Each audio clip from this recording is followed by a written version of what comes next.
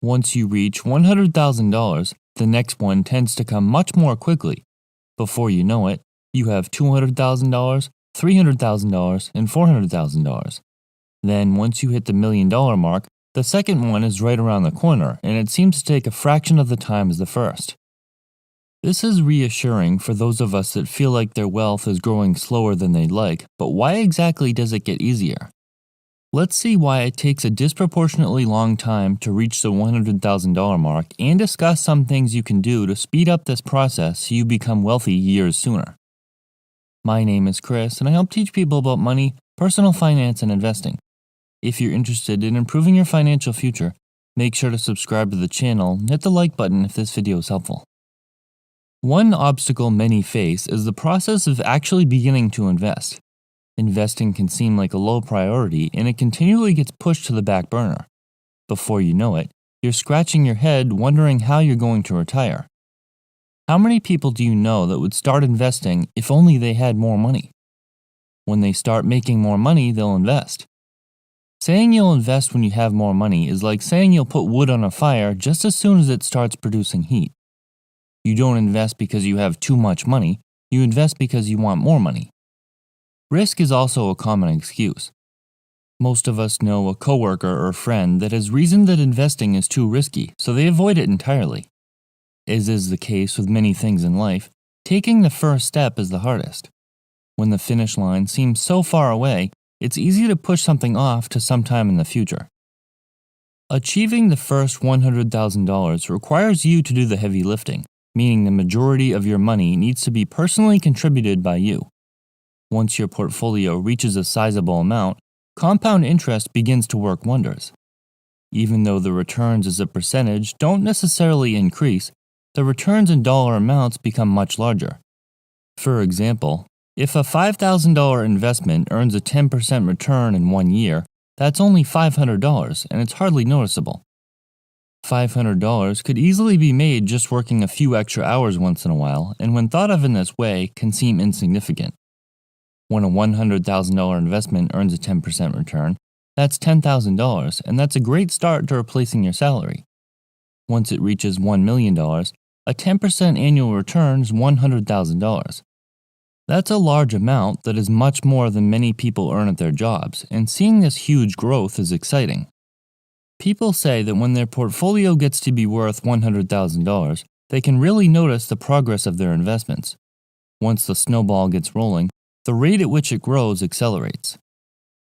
As your portfolio grows to a large amount, the progress is extremely satisfying, and that excitement can speed up the process. Put another way, you'll begin looking for ways to grow your portfolio more quickly because the rewards are substantial.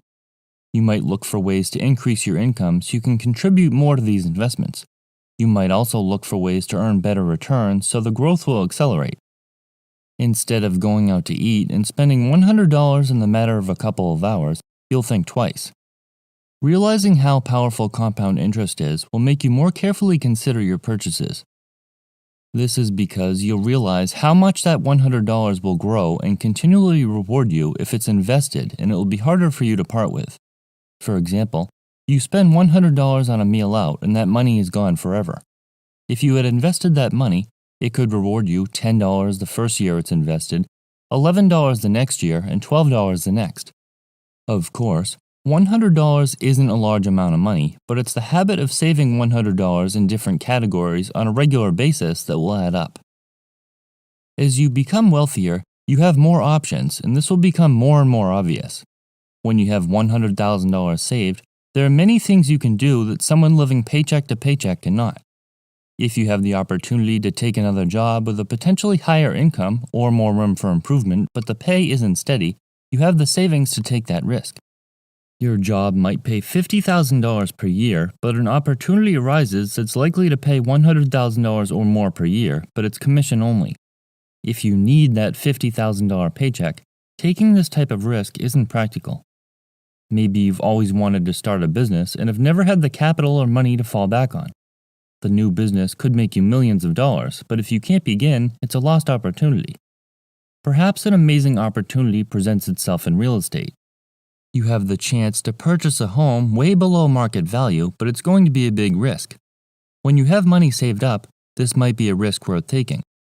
While it's not always ideal to cash out your investments, the fact is that you at least have the option if you need to or if a once-in-a-lifetime opportunity presents itself. Someone who has only a little bit of money saved is so much more limited in what they can do. Adding to the idea of being able to take advantage of more opportunities, when you have more money, you can take on more risk with your investments. If you see potential in a stock, it's easy to be more speculative when you have extra money, and it's not going to ruin you financially if that investment doesn't work out. You'll hopefully still have other investments. A friend of yours could present an opportunity to invest in a new business venture, and you're not going to go broke if it doesn't work out. Someone with little money saved doesn't have the option to invest in something like this. If you're still working on the $100,000 milestone, there are some ways to speed up the process. Since the majority of these funds are going to be money you personally contributed, you need to focus on increasing the amount you're saving. This will be the best way that you can accelerate the process. In order to save more money on a regular basis, you need to increase your income. This could be done either with another job on the weekends or a couple of nights per week where that extra cash can be deposited directly into savings. Consider starting a side business that would bring in some extra income. Be careful when spending on unnecessary items. Do you really want to spend $100 on dinner out, or would you rather reserve that for special occasions and save more money instead? Remember, watching pennies like this is only temporary until you reach your goal and you can ease up a little bit. Stay away from large car payments for vehicles that are simply unnecessary, as these expenses are common reasons people never reach $100,000, never mind $1 million. Once you become familiar with the process of saving and investing, it will be easier to just continue doing what you're doing. By the time you obtain a substantial amount of money, you'll be used to finding ways to earn extra money and put that into savings. You'll also be used to being more deliberate with your purchases and really think whether or not they're necessary or if it would be more rewarding to put it into savings. Furthermore, you'll be comfortable with taking risk in the process of investing through different market cycles, and you might even learn how to take full advantage of them.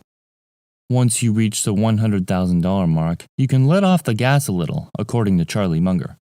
Although the first million is the next milestone, it becomes easier as the majority of your investments will likely be the result of compound interest, instead of money you need to personally go out and earn. Next time you're stressed about the difficulty of increasing your net worth, know that it becomes easier, more enjoyable, and more rewarding as time goes on.